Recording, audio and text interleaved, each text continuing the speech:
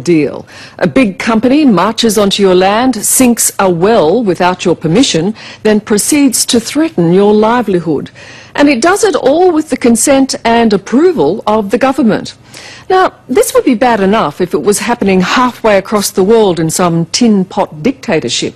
But this is happening in our backyard, and it's our laws and our politicians who are letting it happen. You're under arrest. This is a citizen's arrest. Out in Queensland's Central West, it's war. You've been dumping toxic waste all up that road. I've been filming you. Hey, get in. Get your facts right. A war that's pitting angry locals against the big gas companies. Pretty high. I don't even like being here, mate. I think we should get out of here, man. That's a lot of gas coming out of there, man. Properties are being taken over. No, the levels are high, man. Let's go. Let's smell it. I can smell it. Come on, let's get out of here. And now their water supplies are spewing out gas. That is gas. That's outrageous, really, isn't it? It is. It's insane. Gas is Australia's new gold.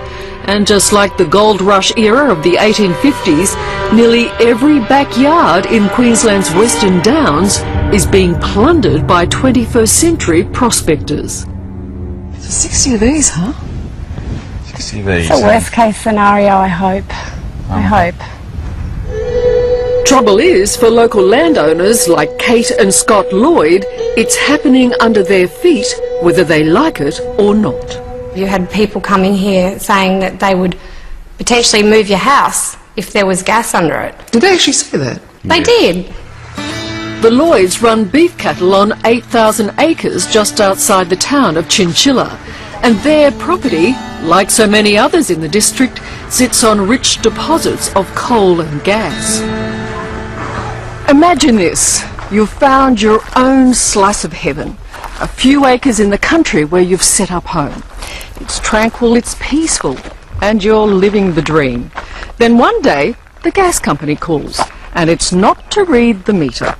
They've come to tell you, not ask you, tell you they're going to build this.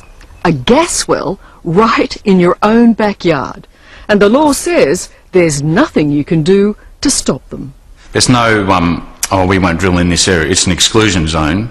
It's just that if there's gas there, you know, it's ours sort of thing, and we'll take it. Yeah. What do you say when you hear that? Oh, it's just the relationship from there on just went pear-shaped, and yeah, it was pretty awful. Yeah.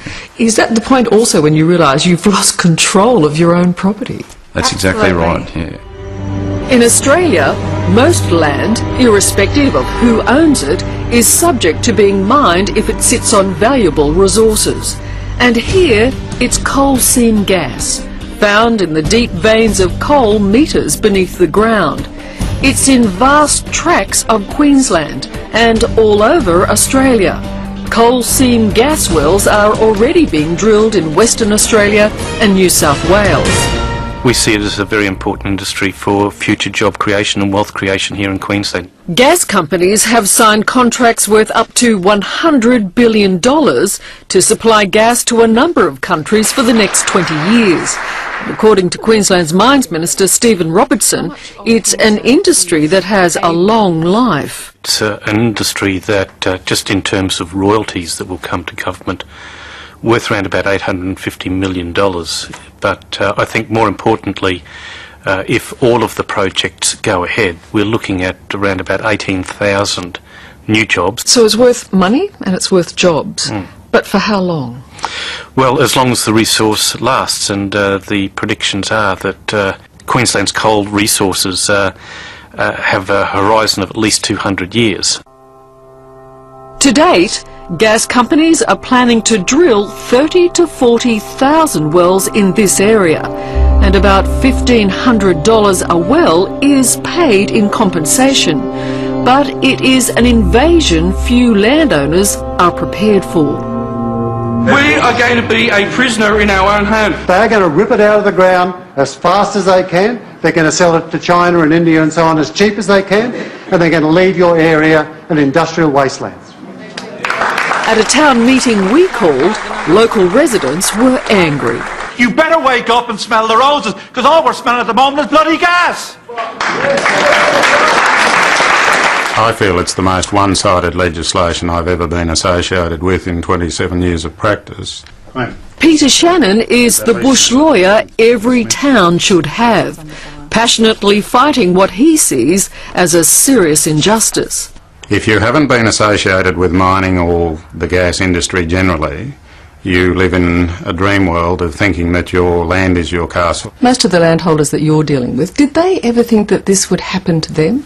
I don't think there's been the remotest conception of the reality that is now facing them. And it's incredibly destabilising to them, because they have built generations, they've built lifestyles, they've had plans for their futures and their kids' futures. Without doubt, these are lucrative deals for the Queensland government. But coal seam gas mining has been blamed for shocking health and environmental impacts. I'm 54 and she's 59. She's changed so much. In Rifle, Colorado, Steve believes his wife Chris has gone from being a healthy, vibrant woman to this because of the pollutants caused by gas mining. I was afraid she was going to bleed to death. She'd wake up in the morning and she would be covered in blood and her nose would be bleeding just like crazy. The pillow was covered with blood. Critics claim illnesses, including cancers and neurological disorders, are a result of the gas extraction process. In what's called fracking, a concoction of chemicals and sand are hydraulically rammed into the well to fracture the coal seam and release the gas. The chemicals used are a closely guarded secret by mining industry officials. Do you know what's put down into those wells? Do you know what chemicals are used? Not totally, no. Shouldn't you? Shouldn't you know what chemicals they hydraulically ram down those wells? Well, what I'm assured about is that the processes that they employ are appropriate processes for the extraction of that coal seam gas. And America has seen more fallout. Household taps suddenly gushing gas as well as water. Whoa, Jesus Christ. And backyard gas wells exploding. We heard this pop, and then our son called. He said that the well was on fire. It was blowing right that way. And then the fire trucks came, but they waited way down because there was nothing they could do. There we go, that's got high reading. All of which makes the Queensland locals nervous about the same well springing up here. That's an example of a very dangerous gas well. And they're concerned enough to be carrying out their own inspections. Okay, highest reading again. Since these videos were shot, the gas companies have been forced to retest and repair wells that have been leaking. No, that'll do for today. I've seen enough, mate. I do not want to be around this well at all. I don't want to start a vehicle near it, mate. And here at a water bore on a farm near Chinchilla, something very strange is happening. Now, obviously, we're getting substantial amounts of gas. And, is that gas that's making that? That's the gurgling noise. That's the gurgling noise you're hearing. So local Dane Pratsky says since mining began nearby, the bore is spewing more gas than water.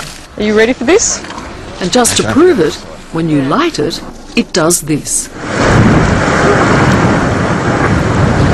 When you look at that, you realise that something is seriously wrong. Well, you can't deny it. The question is, what's caused that to happen? You can go on balance of probability, and it seems to me that it's just not a natural event.